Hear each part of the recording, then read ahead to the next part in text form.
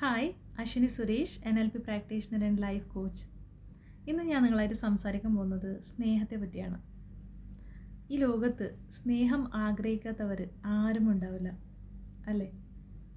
പലപ്പോഴും നമ്മൾ എല്ലാവരെയും കൂടുതൽ സ്നേഹിക്കുന്നുണ്ടാവാം, ബട്ട് തിരിച്ച് നമ്മൾക്ക് ആ സ്നേഹം കിട്ടാതിരിക്കുന്ന സമയത്ത് നമ്മൾക്കും നല്ലോണം വിഷമം ഉണ്ടായിട്ടുണ്ടാവാം.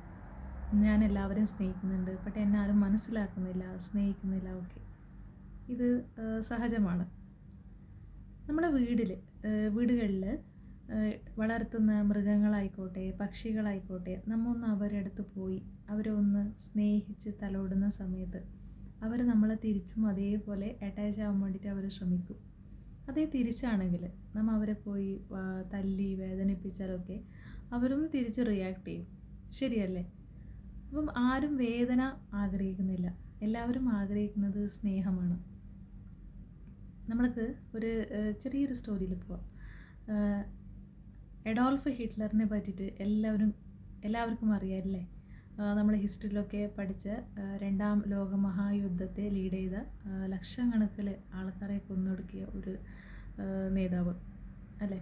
അപ്പം ഇത്രയും ക്രൂരമായ ഒരു ക്യാരക്ടറിലേക്ക് അഡോൾഫ് ഹിറ്റ്ലർ എത്താൻ ഒരു റീസൺ ഉണ്ടായിരുന്നു.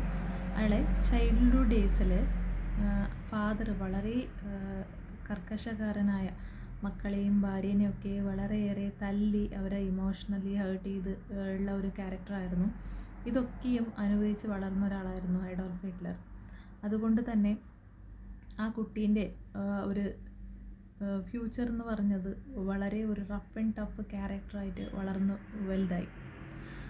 അപ്പോൾ ഇത് ലോകത്തിന് തന്നെ ഡേഞ്ചറസ് ആയ ഒരു ലെവലിലേക്ക് പോയി. അപ്പോൾ ഇതുപോലെ തന്നെ നമ്മളെ വീടുകളിൽ ഉള്ള കുട്ടികൾ, അവരെ നമ്മൾ അവരെ തല്ലി വേദനിപ്പിച്ച് നമ്മൾ ഇമോഷണലി ഭയങ്കര ഹേർട്ട് ചെയ്തൊക്കെ നമ്മൾ കൊണ്ടുവന്നാൽ അവർ ഫ്യൂച്ചർ കൂടി വളരെ ഡേഞ്ചറസ് സോണിൽ പോകും. അപ്പോൾ ഇതിന് കാരണക്കാരാകുന്നത് വളർത്തി വലുതാക്കുന്ന ആൾക്കാർ തന്നെയാണ് എന്ന് നമ്മൾ മനസ്സിലാക്കണം. അപ്പോൾ ഇത് നമ്മൾക്ക് എങ്ങനെ, ഇപ്പം നമ്മൾ മുമ്പത്തെ ജനറേഷന് അവർ ജനിച്ച് വളർന്ന അറ്റ്മോസ്ഫിയറിൽ അവർക്ക് വേണ്ടുന്നത്ര എഡ്യൂക്കേഷൻ കിട്ടിയിട്ടുണ്ടാവില്ല. അതുപോലെ തന്നെ അവർ ചുറ്റുപാടിൽ എന്താണോ ഉള്ളത് അത് മനസ്സിലാക്കി ജീവിച്ചവരായിരിക്കാം. അപ്പോൾ അവർ ചിലപ്പം നല്ല രീതിയിൽ വളർന്നവരായിരിക്കാം, ചിലപ്പം വളരെ മോശപ്പെട്ട് സ്ഥിതിയിൽ വളർന്നവരായിരിക്കാം. അപ്പോൾ അത് തന്നെയാണ് അവർ അറിഞ്ഞോ അറിയാതെയോ അവർ നെക്സ്റ്റ് ജനറേഷനിലേക്ക് അവർ പാസ് ചെയ്യുന്നത്. ഇപ്പം വളരെ ക്രൂരമായിട്ട് അവർ ബിഹേവിയർ ചെയ്യുന്നുണ്ടെങ്കിൽ അവരുടെ ലൈഫിലും ഇത് പാസ്റ്റിൽ ഉണ്ടായിട്ടുണ്ടെന്നാണ് അതിൻ്റെ മീനിങ്. അതേ അവർ നല്ലൊരു സ്നേഹമുള്ള ഒരു പേഴ്സൺ ആയിട്ടുണ്ടെങ്കിൽ അവരുടെ പാസ്റ്റ് ലൈഫിലും ഇതൊക്കെ അവർ എക്സ്പീരിയൻസ് ചെയ്തവരാണ്. അപ്പോൾ ഇത് നമ്മൾ അറിഞ്ഞോ അറിയാതെയോ അൺകോൺഷ്യസ് ആയിട്ട് പലതും നമ്മളെ മൈൻഡിൽ നമ്മൾ വലിച്ചെടുക്കുന്നുണ്ട്. അപ്പം നമ്മൾക്കറിയാം, ഇപ്പം നമ്മൾ വളർത്തുന്ന ആൾക്കാരെ പല ക്യാരക്ടർ നമ്മളെ ക്യാരക്ടറിലുണ്ടാവും. അതെങ്ങനെയാണ് വരുന്നത്? നമ്മൾ പോലും അറിയാതെ നമ്മളെ സബ് കോൺഷ്യസിൽ എടുക്കുന്ന പല കാര്യങ്ങളുണ്ടാവും. അത് ഇപ്പം നമ്മളെ മക്കളിലേക്ക് നമ്മളെ മക്കളിലേക്ക് നമ്മൾ അടിച്ച് ചിലപ്പോൾ ഏൽപ്പിക്കുന്നുണ്ടാവാം. അറിഞ്ഞോ അറിയാതെ അത് സംഭവിക്കും, അതങ്ങനെയാണ്. അപ്പം അങ്ങനെയൊക്കെ നമ്മുടെ ജീവിതത്തിൽ കടന്നു വന്ന ഒരാളായിട്ടുണ്ടെങ്കിൽ നമ്മൾ നെക്സ്റ്റ് ജനറേഷനിലേക്ക് അത് പാസ്സാവാതെ അത് മാറ്റിയെടുക്കാൻ നമ്മൾ ശ്രമിക്കുന്നതായിരിക്കും നല്ലത്. ഓക്കെ, പാസ്റ്റ് ഈസ് പാസ്റ്റ്, എന്തോ നടന്നു നമ്മളെ ജീവിതത്തിൽ വളരെ പെയിൻഫുള്ളായിരിക്കാം. അപ്പോൾ അത് നെക്സ്റ്റ് ജനറേഷനിലേക്ക് അത് പാസ് ചെയ്യാതെ നമ്മളത് മനസ്സിലാക്കിക്കൊണ്ട് വളരെ സ്നേഹത്തോടെ മുമ്പോട്ട് പോവാം.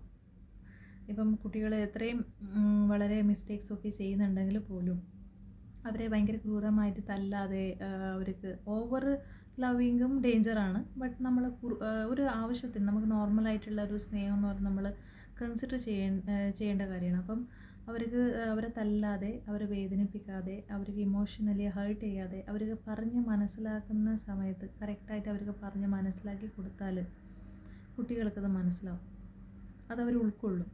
അപ്പോൾ അതിനുള്ള ഒരു ക്ഷമ എന്ന് പറയുന്നത് നമ്മൾക്ക് വേണം, അതാണ് മെയിൻ. അപ്പം അങ്ങനെ നമ്മൾ ചെയ്യുന്ന സമയത്ത് നമുക്കൊരു നല്ലൊരു ജനറേഷനെ നമുക്ക് ക്രിയേറ്റ് ചെയ്യാൻ പറ്റും. ആ കുട്ടികളെ ഫ്യൂച്ചറിൽ നിന്ന് വളർന്ന് വളരെ ബ്രൈറ്റായിട്ടുണ്ടാവും. അപ്പം അതുകൊണ്ട് നമ്മളൊരു ലവബിളായിട്ടുള്ളൊരു പേഴ്സണായിട്ട് മാറുക എന്നതാണ് ആദ്യത്തെ കാര്യം. അപ്പം ചിലർക്ക് ഈ ഒരു വേർഡ് കേൾക്കുമ്പോഴേ ചിലപ്പോൾ ഇഷ്ടപ്പെടാത്ത ആൾക്കാരുണ്ടാവും. എന്താ സ്നേഹം, നമുക്ക് ആ ഒരു വേർഡൊന്നും നമുക്ക് ഈ ആക്സെപ്റ്റ് ചെയ്യാനേ പറ്റാത്ത ആൾക്കാരുണ്ടാവും.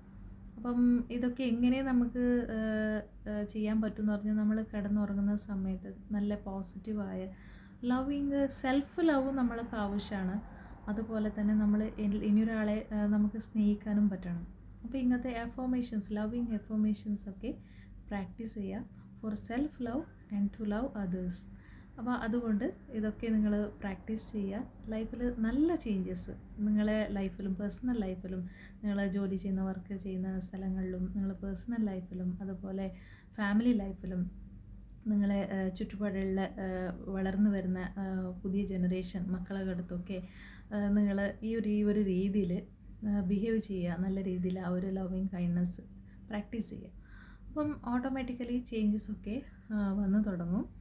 അപ്പം നിങ്ങൾക്ക് ഞാൻ ഇടുന്ന വീഡിയോസൊക്കെ ഇഷ്ടപ്പെടുന്നുണ്ടെങ്കിൽ നിങ്ങൾ ഈ ഒരു ചാനൽ സബ്സ്ക്രൈബ് ചെയ്യുക, ഫോളോ ചെയ്യുക. Thank you.